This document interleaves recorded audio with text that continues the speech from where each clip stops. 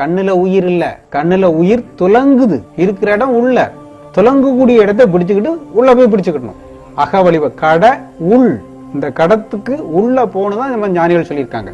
அதான் கடவுள்னே பேர் வச்சிருக்காங்க. கட உள், கட உள், உள் கடந்து போனாதான் கடவுளை பார்க்க முடியும். அப்ப உள் கடந்து போனோம்னா அப்ப இங்க இருந்து போனோம். அப்ப இங்க ஒரு வழி இருக்குன்னு தெரிஞ்சு போச்சுலா, போலாம்லவா, போங்க பாப்போம். இறைவன் கோயில்ல எல்லாம் பார்த்திருக்கீங்களா?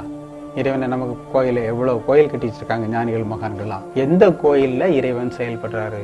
ஏதாவது ஒரு சாமி செயல்படுதா? இறைவன் தான் செயல்படுறான். யாருக்கு? ஞானிகளுடைய வாழ்க்கையில. அவங்க தான்ங்கிற ஒரு நிலையை விட்டுட்டாங்க, அவங்களுடைய வினையெல்லாம் அற்று போகுது, சும்மா இருந்துறாங்க, சர்வமும் சிவமயம்னு இருந்தாங்க. அப்போ இறைவன் செயல்படுறான். புண்ணியம் செய்வார்க்கு பூவுண்டு நீர் உண்டு. புண்ணியம் செய்த ஆத்மாக்களுக்கு தான் இந்த ஞானம் காதலையே விழும். வலது கண் சூரியன், இடது கண் சந்திரன், இந்த ரெண்டு சூரிய சந்திர ஜோதியை பிடிச்சுக்கிட்டு தான் உள்ள போனாதான் ஆத்ம ஜோதி தரிசனம். இது இங்க ஒளி இங்க வர வர வர இந்த ஒவ்வொரு தலையா விலகி கடைசியில போய் ஆத்ம ஜோதி தரிசனம் அடையும். இதை சொல்லி கொடுக்கறதுக்கு தான் வள்ளலருங்க சத்திய ஞான சபையார் பிரித்தினாரு ஜோதி தரிசனம் காண்பிக்கிறார். விளக்கு உள்ள இருக்கு, நம்ம வெளியில இருந்து பாக்குறோம். விளக்கு நமக்கு தெரியுதா? அதுலதான் வள்ளலார் சூட்சுமத்தை வச்சிருக்காரு. உன் தலையில உன்னுடைய ஆத்ம ஜோதி இந்த மாதிரி இருக்குது அப்படிங்கறத விளக்குறதுக்கு தான் இந்த கண்ணாடி கூண்டு விளக்கு. உள்ள இருக்குது ஜோதி. கண்ணுல மட்டும் எப்படி இந்த ஒளி தெரிஞ்சதுன்னா இங்கேயும் கண்ணாடி மாதிரி இருக்குது. கண் தான் கண்ணாடி. கண்ணுல தான் முகத்தை காட்டுறது மாதிரி இறைவனையும் காட்டி இருக்கிறான் ஒளியாக.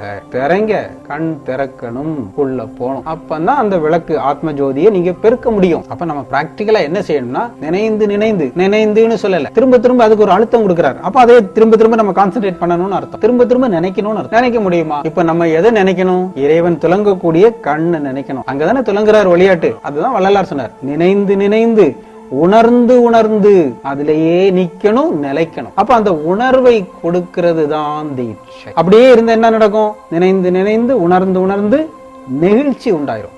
நெகிழ்ச்சி உண்டாகும் போது கண்ணீர் கொட்டும், அருவியாட்டும்.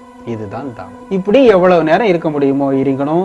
இருக்க அந்த நினைவு ஒடுங்க உணர்வு பெருக ஒளி பெருகும். ஒளி பெருகுனா என்ன ஆகும்? கண்ணுல நினைவு நிறுத்துறோம், கண்ணுல ஒளி பெருகுனா என்ன ஆகும்? ஆட்டோமேட்டிக்கா இங்க தானே வரும், இங்க தானே வழி இருக்கு.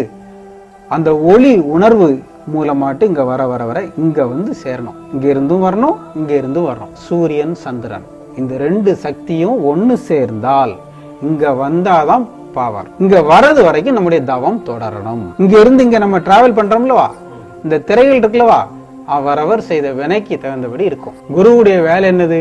அந்த உணர்வு உங்களுக்கு கொடுக்கிறது. உணர்வை கொடுத்து அதிலேயே உங்களை நிலைக்க செய்யறது தான் குருவுடைய பணி. அதான் தீட்சை. எல்லா ஞானிகளும் மகான்களும் சொன்ன ஒரே உண்மை,